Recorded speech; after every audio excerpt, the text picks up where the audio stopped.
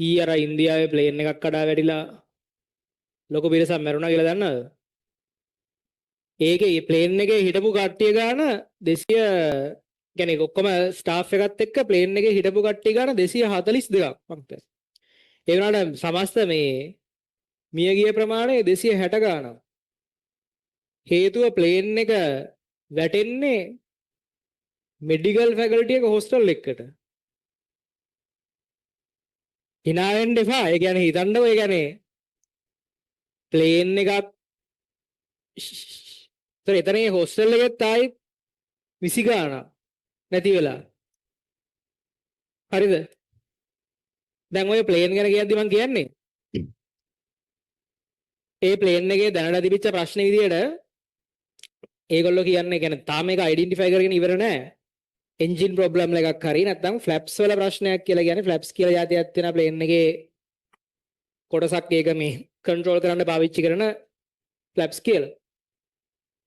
දැන් ඔය ලංකාවේ එයාලයින් එකට තියෙන චෝදනාව තමයි ශ්‍රී ලංකන් එකේ තියෙන ගොඩාක් ලොකු ප්‍රශ්නයක් තමයි මේ ලංකාවේ මිනිස්සුවත් ශ්‍රී ලංකන් එකේ යන්නේ නැහැ ගොඩක් වෙලාවට ප්ලේන් පරක්කුයි. කියන්නේ මාර පරක්කුයි. දැන් මම කියන්නේ මට පෞද්ගලික අත්දැකීම් තියෙන ඕන තරම් මේ මම මේ ගිය පාර දෙසැම්බර් වල ජපානයේ ගිහිල්ලා මෙතන සෙනසුරාදා පන්තියක් දාගෙන සිකුරාදා හවස ජපානයේ ඉඳන් එන්න දාගෙන මෙතන උදේ මෙහෙ දෙකට උදේ පාන්දර දෙකට විතර ඇවිල්ලා හතට පන්තිය කරන්න මම දාගෙන තිබ්බේ. එතකොට ප්ලේන් එක එහෙන් ජපානයෙන් රෑ 8ට විතර වගේ වෙලාවකට එන්න තියාගෙන හිටියේ. එතන ශ්‍රී ලංකන් එයර්ලයින්ස් ප්ලේන් එක. මම සාමාන්‍යයෙන් බුක් කරන ශ්‍රී ලංකන් එයර්ලයින්ස් විතරයි. එතකොට මේ ඒ ප්ලේන් එක එතෙන්ට ගියාම කිව්වා ඊළඟ දවසේ යන්නේ කියලා. හිතන්නකෝ. පැය භාගකින් යන් කිව්වනම් කමන්නේ නැහැ.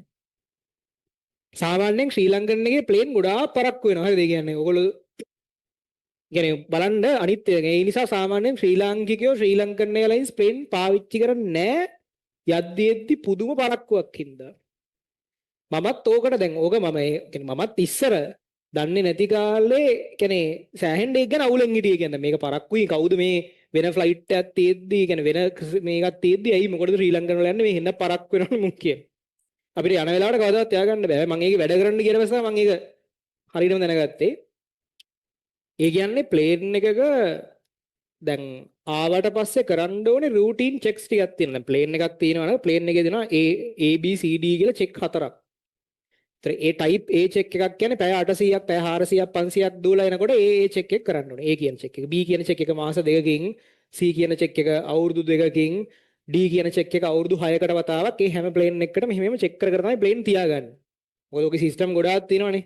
මොකද බෝට්ටුවක ගිහිල්ලා වැන්නෝ වැටෙන්නේ මුහුදට. ඒකට ප්ලේන් එකක ගිහිල්ලා වැන්නොත් අයි බේරෙන්න බෑ. හරිද? ප්ලේන් එකකට අවුලක් වුණොත් ආයි ජීවිතේ බේර ගන්නවා කියන එක වෙන්නේ නැති දෙයක්. ඔයාලා සමහරට දන්නේ නැතුව ඇති පැසෙන්ජර් එයාප්ලේන් වල අඩුම ගානේ පැරෂුට් එකක්වත් නැහැ. ඔයාලා හිතන් ඉන්නේ ප්ලේන් වල පැරෂුට් තියනවා කියලා. ප්ලේන් වල පැරෂුට් නැහැ. කියලා වුණොත් මැරෙනවා. ප්ලේන් වල පැරෂුට් නැහැ. දැන් මමත් එයාලා ඉන්න එකේ වැඩ කරන්න යනකම් දන්නේ නැහැ ප්ලේන් වල පැරෂුට් නැහැ කියලා. මම ප්ලේන් එකේ ඊට කලින් ඕන තරම් ගිහින් තියෙනවා. දැන් මං හිතුවේ මෙහෙම යට තියෙනවාද එක එක්කෙනාට දැන් මොකක් හරි හදිස්සියක් වුණොත් ෆයින්ද කියලා. එහෙම පැරෂුට් නැහැ. ඒ කියන්නේ මොකක් හරි අවුලක් වුණොත් ආයි ඉතින් කතාවක් නැහැ. ඒ නිසා ප්ලේන් එකක් චෙක් කරනවා මාර චෙක් කිරිල්ලක් පැය 400න් 400 ඒ කියන්නේ ෆ්ලයිට් ටයිම් එක 400න් 400ට චෙක් A එක, චෙක් B එක, චෙක් C, චෙක් D කියන එක ඇවිල්ලා ප්ලේන් එක සම්පූර්ණයෙන් ගලවලා මම ඒක බලන් ඉඳලා සම්පූර්ණ මුළු වෙලාවම දවස් ගාණක් යනවා චෙක් D එක. ඒක එන්ජින් එක ගලවනවා. එන්ජින් ඕවර්හෝල් එක කියලා කියන්නේ. කියන්නේ එහෙම චෙක් D එකක් එහෙම කරනවා ඕනෙම ප්ලේන් එකක්. ඊට අමතරව ප්ලේන් එකක් පිටත් කරන්න කලින් 4 වතාවක් විතර චෙක් කරනවා AC. දැන් අර මං කිව්වේ ඉංජිනියර්ස්ලාගේ පාර්ට් එක. ඊට අමතරව ප්ලේන් එක පිටත් දැන් ඒ සාමාන්‍ය රූටින් එකට අමතරව ප්ලේන් එක චෙක් කරනවා එන වතාවක් ගන්න. දැන් හිතන්නකෝ අපි දැන් ලන්ඩන් වල ෆ්ලයිට් එකක් ගියා නම් ගිහිල්ලා ආවට පස්සේ ආයි චෙක් කරලා තමයි ආයි ඊළඟට යවන්නේ. එහෙම අර මැද්දේ චෙක් කිරීම ටිකක් ආයිත් තියෙනවා. ඉතින් ඒකත් ලොකු ප්‍රොසෙස් එකක්. ඒක කොච්චර ප්‍රොසෙස් එකක්ද කියනවා නම් ඒකෙදිත් එයාක්‍රාෆ්ට් ඉංජිනියර්ස්ලා චෙක් කරනවා, ටෙක්නීෂියන්ස්ලා චෙක් කරනවා.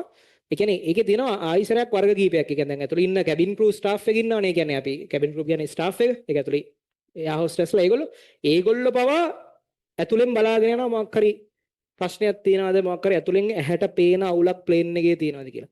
එළියෙන් බලාගෙන යනවා වෙන සෙට් එකක්. ඔක්කොම ඉවරනාට පස්සේ පයිලටුත් බලාගෙන යනවා කියන්නේ ඉන්ජිනියර්ස්ලා ටික ඔක්කොම බැලුවාට පස්සේ පයිලටුත් බලාගෙන යනවා අන්තිමට ඔයිල් පාරක් හරි තියනවාද කියලා. එහෙම කරලා තමයි යවන්නේ. ඒතර ඔය කියන ක්‍රයිටීරියා එක සම්පූර්ණ කරාට පස්සේ තමයි ෆ්ලයිට් එක ටේක් ඕෆ් කරන්න ක්ලියරන්ස් එක කියන්නේ ඕකේ කරන්න. ඊට පස්සේ ඒ මං කියන්නේ එළියෙන් විෂුවල් ඉන්ස්පෙක්ෂන් කියලා එකක් තියෙනවා එළියෙන් බලනවා. ඊට පස්සේ පයිලට් ගිහිල්ලා මේක ඇතුලේ ඉඳගෙන සියලුම සිස්ටම්ස් චෙක් කරන්න ඕනේ. කියන්නේ එන්ජින් එක ඕෆ් කරලා කලින්ම සිස්ටම් චෙක් කරනවා. ඒ කියන්නේ රේඩියෝ කන්ට්‍රෝල්ස් වැඩ කරනවද? ඊට පස්සේ සියලුම ඉන්ස්ට්‍රුමන්ට්ස් ඒ කියන්නේ අර පෙන්නන මේ ඇල්ටිටියුඩ් මීටර්ස් අරවා මේවා ඒ ලොග්ස් ඔක්කොම වැඩ කරනවද?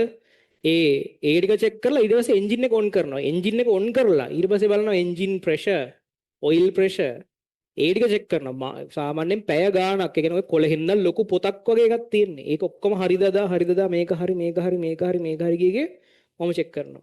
හරිද? ඔය මොකක් හරි එකක අවුලක් තිබ්බොත් ශ්‍රී ලංකන් එකේ කවදාවත් ප්ලේන් එකක් යවන්නේ නැහැ. අනිවාර්යෙන් ඒක හදලම මොකක් හරි ඒකට පිළියම කරලම තමයි ශ්‍රී ලංකන් එකේ යවන්නේ. හැබැයි සමහර යාලා ඉන්නවල ඒගොල්ලෝ සල්ලි ගැන හිතලා දැන් චෙක් 100ක් තියනයි කියන්නකෝ. දෙක තුනක් ෆේල් නම් ෂේප් ගිහින් එන්න පුළුවන් ඒ කියලා යවනවා. පොඩි ඒවා චෙක්ස් දැන් හිතන්නකෝ ලයිට් එකක් වැඩ කරන්නේ නැහැ මෙතන. ඒ ලයිට් එකක් වැඩ කරන්න තියෙනවා නම් යවනවා. සාමාන්‍යයෙන් ඒ කියන්නේ රීඩින් ලයිට් එකක් ඇතුලේ ලයිට් එකක් වැඩ කරන්නේ නැතිව නම් ශ්‍රී ලංකනේ යවනවා. ඒ කියන්නේ මං කියන්නේ එහෙම නෙමෙයි. ඊට වඩා චුට්ටක් ඉන්ටෙන්සිටි එකක් තියෙන මොකක් හරි කේස් එකක් තියෙනවා. හිතන්නකෝ දැන් ඩිස්ප්ලේ වල පොඩි මෙහෙම ඉරක් යනවා. ඒ එහෙම වුණොත් සමහර යාලා ඉන්නක් ඒක අප්‍රූව් ගන්න පුළුවන් යන්න අවුලක් නැහැ කියලා. ඒකට ශ්‍රී ලංකනේ යවන්නේ නැහැ.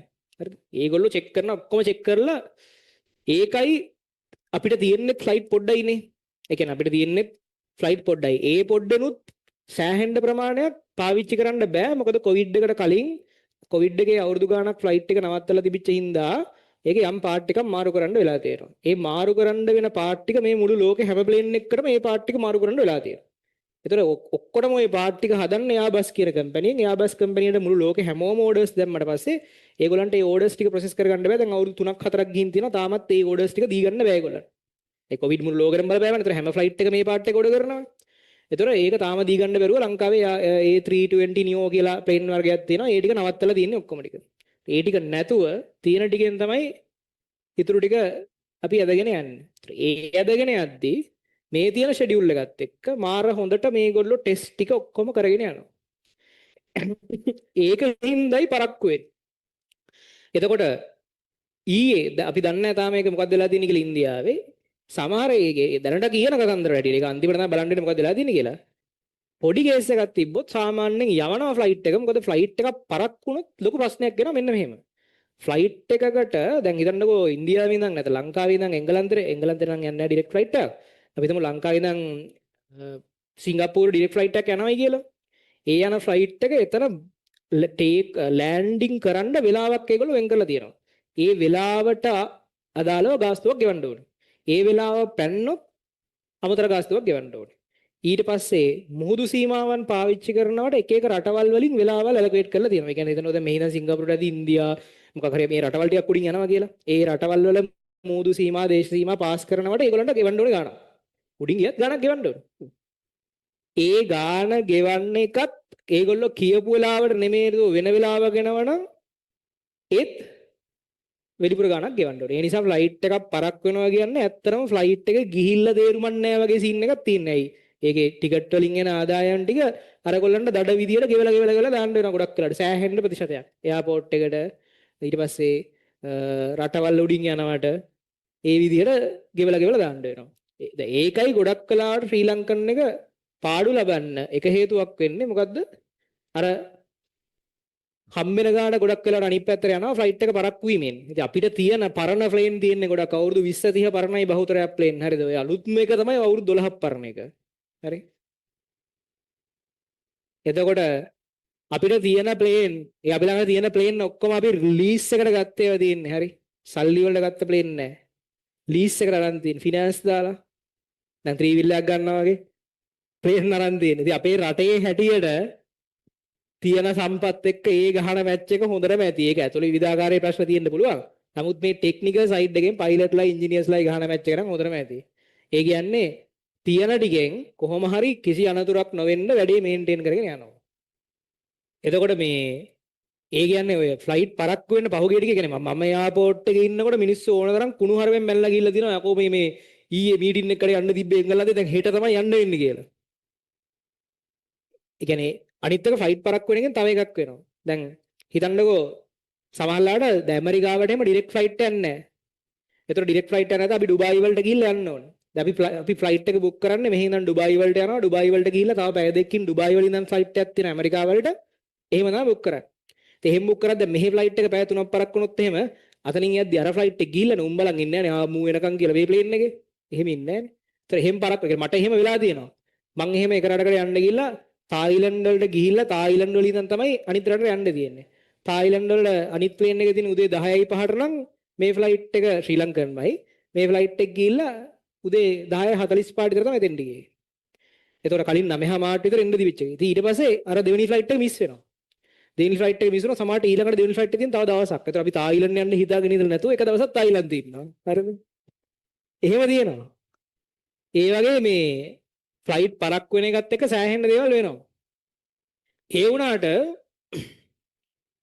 දැන් ඔය සාමාන්‍යයෙන් අපිට තියෙන විදිහට අපේ රටට තියෙන විදිහට ගත්තොත් සෑහෙන සේවයක් අපේ එයාලයින් එකෙන් කරනවා. අනිත් එයාලයින්ට සාපේක්ෂව ඊයේ වෙලා තියෙනවා කියලා කියන්නේ ඒගොල්ලෝ පැහැදිලිවම දෝෂයක් දැන් ඒක ආපු ෆ්ලයිට් එකල් ඒ කියන්නේ කලින් එතනින් යන්න කලින් වෙන රටක ඉඳන් ආපු ෆ්ලයිට් එකක් ඒක වෙන රටක ඉඳන් ළමයි ඉඳන් ලන්ඩන් වල තමයි ලන්ඩන් ඉඳන් දවද ආපු ෆ්ලයිට් එකක්. ඒ ආපු ෆ්ලයිට් එකේ අවුලක් තියෙනවා කියන එක ආපු මිනිස්සුන්ට පවා තේරිලා තියෙනවා. ඒ මිනිස්සු පවා ඉන්ෆෝම් කරලා තියෙද්දිලු ආයිසරයක් ෆ්ලයිට් එක උඩට අරන් තියෙන්නේ. ඉතින් මොකද ඒගොල්ලෝ ගොඩක් සල්ලි ගැන හිතනවනේ. ඒ සල්ලි කොහොමත් ෆ්ලයිට් එක පරක් වුණොත් සල්ලි පාඩුයි. ඒක ගැන හිතලාද දන්නේ නැහැ. යව්වේ ඒක තාම ඉන්වෙස්ටිගේෂන්ස් ඉවර නැහැ. ඉතින් එහෙම කතන්දරයක්. ඉතින් ඔය තමයි Boeing 787 කියන මේ Boeing වල තියෙන හොඳම જાතියේ හොඳම නෙමෙයි Dreamliner කියන හොඳ ප්ලේන් එක. ඒ වැටිච්ච පළවෙනි වතාව ලෝකේ ඕක. හරිද? එහෙම ඒ කියන්නේ මේ Boeing කම්පැනිට පවා ඒක පට්ට අවුලක්. සාමාන්‍යයෙන් Boeing ඒ කියන මොඩල් නම්බර්ස් එහෙම වැටෙන්නේ නැහැ ලේසි. සාමාන්‍ය ප්‍රශ්නයක් එන්නේ නැති ප්ලේන්. එතකොට මේ එහෙම කතන්දරයක් ඒක ලොකු කතන්දරයක් ඉස්සරහට බලමු. දැන් ඔය ගිය අවුරුද්දේ මේ අර මොකද්ද ටයිටැනික් බලන්න ගිහිල්ලා සිද්ධ වෙච්ච අනතුර වගේ කහතා බහට ලක් වෙන අනතුරක් වෙනවා ඕක ඉස්සරහට. මොකද ඕක සාමාන්‍ය ප්ලේන් අනතුරකට වඩා ගොඩක් දේවල් තියෙනවා ඕක ඇතුලේ කතා කරන්න. ඉස්සරහට මොනවා කතා කරයිද ෆිසික්ස් පේපර් එකට මොන වගේ ප්‍රශ්නයක් අහයිද කියන්න අපි දන්නේ නැහැ. හරි. හරි.